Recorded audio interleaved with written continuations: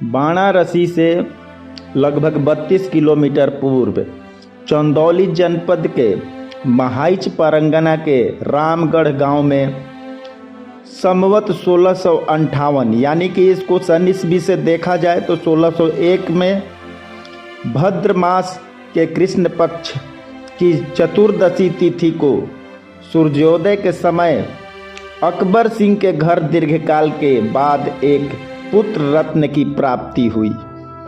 कहते हैं कि पुत्र का जन्म दीर्घकाल के बाद हुआ है, यानी कि अकबर सिंह जब 60 वर्ष के उम्र के पड़ाव में पहुंच चुके थे तब उनके घर यह पुत्र प्राप्ति हुआ था।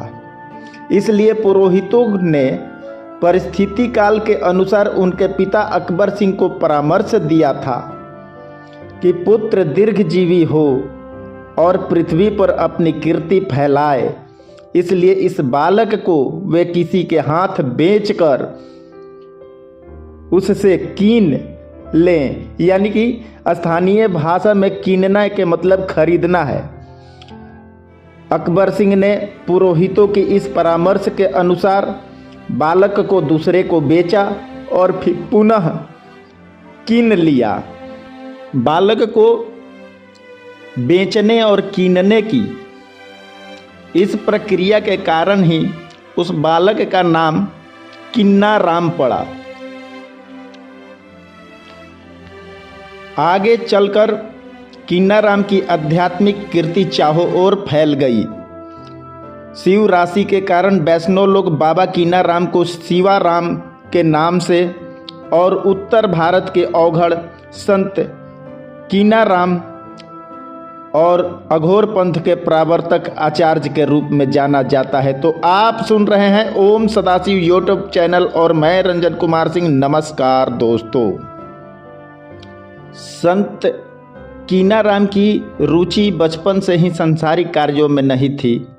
उनके असाधारण आध्यात्मिक व्यवहार के कारण परिवार के लोग प्रायः अचंभित रहते थे। किन्ना राम बचपन से ही साधु बनने की बात किया करते थे, इसलिए उनके काफ़ी विरोध के बावजूद केवल 12 वर्ष की अवस्था में ही उनको वैवाहिक बंधन में जकड़ दिया गया। जब वे 15 वर्ष के थे तभी उनके गौने का दिन निश्चित किया गया। गौना के एक दिन पूर्व ही उन्होंने अपनी माँ से दूध भात की मांग की।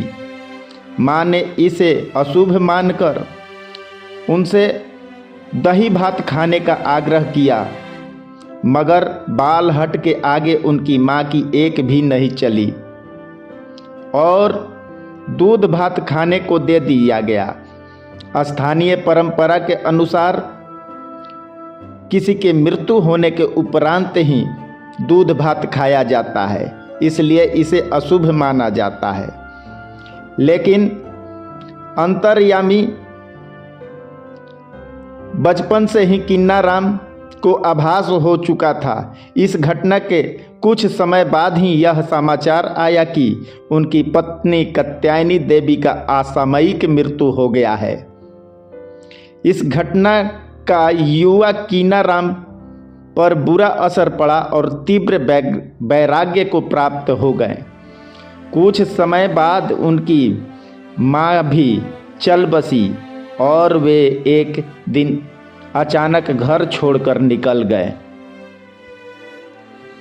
घर छोड़ने के बाद संत कहलाए जाने वाले किन्ना राम गाजीपुर के कारो गांव से गुजर रहे थे कि रास्ते में ही एक रोती हुई बुढ़िया माँ मिली। निर्धन बुढ़िया के पास एकमात्र पुत्र था जो किसी लाला से ऋण लिया था।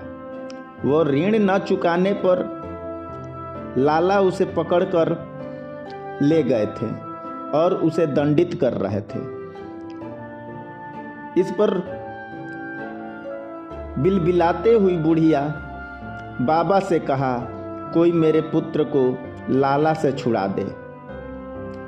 बुढ़िया के संताप के कारण किन्ना राम उस लाला के पास पहुंचकर उसके पुत्र को छोड़ने के लिए आग्रह करने लगे, लेकिन लोभी लाला ने बाबा की बात मानने से इनकार कर दिया। तब बाबा ने उस लाला को वहीं जमीन खोदने को कहा जहां वह बालक बैठा था। जब लाला ने जमीन खोदा तो वहां पर स्वर्ण मुद्राएं मिला। ऐसा देख लाला बाबा के पैरों पर गिरकर क्षमा याचना करने लगा और बुढ़िया ने के उस बालक को छुड़ा लिया। लाला द्वारा बालक को छोड़े जाने के कारण बूढ़ी माता बाबा किन्नाराम से इतनी प्रभावित हुई कि अपने बालक को संत शिरोमणि किन्नाराम की सौंपने की आग्रह करने लगी। इस पर संत शिरोमणि किन्नाराम ने बूढ़ी माँ से कहा कि हे माँ, तुम अभी बूढ़ी हो, तुम्हारा उम्र बहुत ज़्यादा है, इस पुत्र की आवश्यकता अभी तुमको है, इसे तुम अपने पास रखो। लेकिन बूढ़ी माँ हठ करने लगी और अपने पुत्र को संत शिरोमणि किन्नाराम को सौंप दी। आगे चलकर यही बालक बाबा बीजाराम के नाम से प्रसिद्ध हुआ। कहा जाता है कि बाबा किन्नाराम को खड़ाऊ पहनकर चलते हुए पृथ्वी पर पैर टिकने और एक स्थान से दूसरे स्थान पर पहुंचने की सिद्धि प्राप्त थी। कारो गांव से प्रस्थान कर बाबा किन्नाराम गिरनार की तरफ चल दिए। यहाँ पर उनकी मुलाकात अघोर मत के महान प्रवर्तक बाबा दत्तात्रेय से हुई।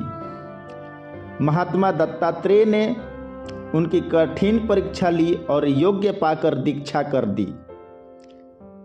एक पुरवा और एक लंगोटा देकर काशी में बाबा कालूराम के पास भेज दिया। जब किन्नाराम कालूराम के पास काशी में हरिश्चंद्र घाट पर पहुँचे तो कालूराम खोपड़ी पर सिद्धि कर रहे थे। उन्होंने कालूराम से प्रश्न किया कि जो 100 किनारे लगा हुआ है मुर्दा है या जिंदा? तब कालूराम ने कहा कि मुर्दा। इस पर किन्नाराम ने 100 से कहा, अये राम जी आवन, उठ, काहे सो रहा है? और मुर्दा उठ गया। यह चमत्कार देखते ही कालूराम बाबा किन्नाराम के चरणों पर गिर गया। संत कालूराम तो सब जानते थे, लेकिन फिर भी उन्होंने किन्नाराम से कुछ खाने को मांगा। इस पर बाबा किन्नाराम ने गंगा जी से निवेदन किया कि उसी क्षण एक मछली सामने जल रही चिता पर आकर गिर पड़ी और दोनों औघड़ संत ने भुनी हुई मछली खाई। बाबा किन्नाराम की परीक्षा ले चुके संत कालूराम ने गुरु दत्तात्रेय का दिया हुआ सोंटा बाबा किन्नाराम को सौंपा। गिरनार के बाद संत किन्नाराम ने कराची यानी कि आज के पाकिस्तान के सुदूर पहाड़ी स्थित हिंगलाज देवी मंदिर पहुंचकर काफी दिनों तक देवी की आराधना की।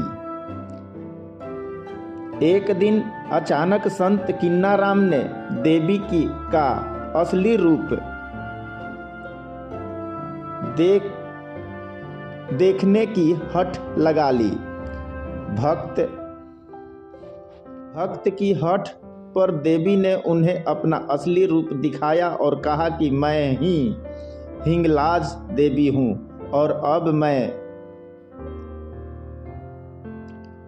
यहाँ से क्रीकुंड चली जाऊंगी, तुम वहीं चलो। इस पर बाबा कीनाराम क्रीकुंड बनारसी चले आए। बाबा कीनाराम के चमत्कारों की अनेक घटनाएं सर्वत्र प्रचलित है, जिसमें से गाजीपुर के भुरकुंडा में जल का दूध बना देना, गिरनार से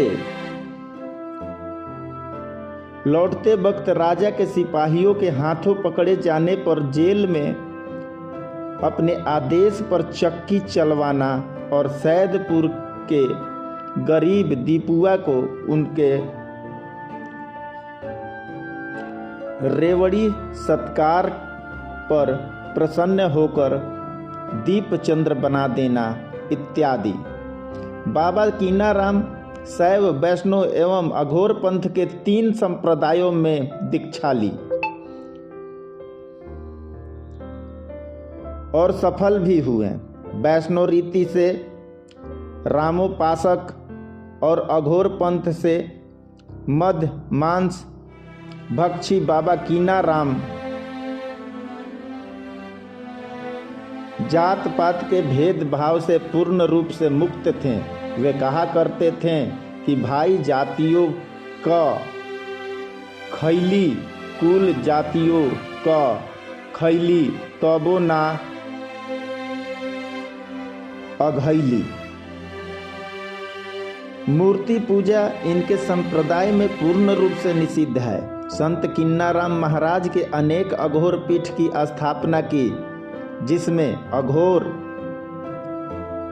सिद्धिपीठ रामगढ़, क्रीकुंड, बनारसी, देवल, गाजीपुर प्रमुख है। इनके नाम पर मुड़ियार, सैरपुर में अघोराचार्य बाबा किन्नाराम सेवा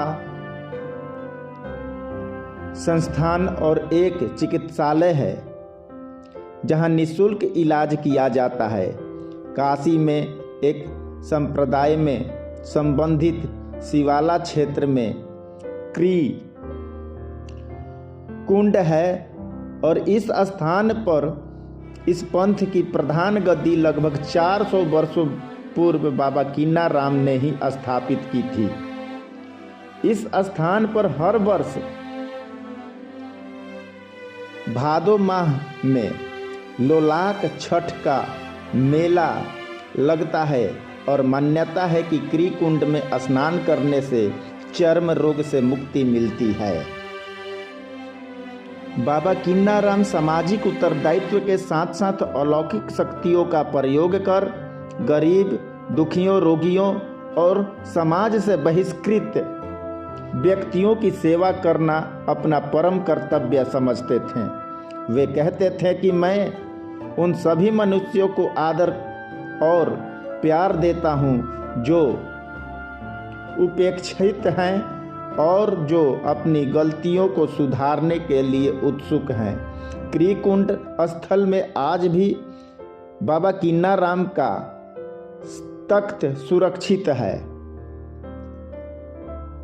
और उनकी आज से लगभग 400 वर्ष पूर्व प्रज्वलित धुनी इस प्रकार से जल रही है। यहाँ पर उनकी समाधि भी है। मान्यता है कि औघड़ बाबा किन्नाराम ने अपने भौतिक शरीर को सन 1772 में त्याग दिया था। संत किन्नाराम के स्थान जन्म स्थान रामगढ़ चंदौली के अघोर सिद्धिपीठ है। बाबा किन्नाराम के जन्म स्थली होने के कारण सिद्धिपीठ का महत्व ज़्यादा है। विशाल बरगद का वृक्ष आज भी उसी तरह तेज बरसा रहा है जैसे बाबा के साधना के वक्त था। पूजा के वक्त बाबा कीनाराम के मठ में दीक्षा शक्ति की अनुभूति होती है। बाबा कीनाराम ने इस मठ में एक कूप का निर्माण किया था। कहा जाता है कि निर्माण के समय ईंट कम हो गई तो उन्होंने पास रखे गोहरे लगाने का आदेश दिया, जो आदेश भी बाबा का गोहरे ईंट में बदल गए, जो आज भी दर्शनीय है।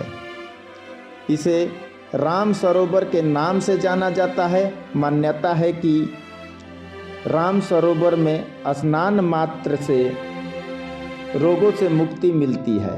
रविवार और मंगलवार को कीनाराम स्नान के लिए लोगों की भीड़ लगती है। स्थानीय निवासी कहते हैं कि बाबा एक बार इसमें कूदकर अदृश्य हो गए थे। सिद्धिपीठ रामगढ़ में बाबा का सिंहासन है और उसके पास ही इनके शिष्य बीजाराम का भी सिंहासन है, जहां आज भी उसी तरह धुनी प्रज्वलित है। अघोर सिद्धिपीठ रामगढ़ में प्रतिवर्ष उनके जन्मदिन पर 3 दिवसीय जन्मोत्सव समारोह का आयोजन किया जाता है। बाबा कीनाराम जन्मोत्सव समारोह में दूर दूर से विद्वान, गायक, संगीतकार, वादक और कलाकार आते हैं। जन्मोत्सव समारोह के दौरान निःशुल्क भोजन और रहने का इंतजाम होता है। जन्मोत्सव समारोह में प्रदेश के मंत्री, सांसद, विधायक समेत हजारों की संख्या में प्रबुद्ध नागरिक मौजूद रहते हैं। मठ में विशाल मंदिर है, जिसमें वर्ष भर पूजा अर्चना का कार्यक्रम चलता है।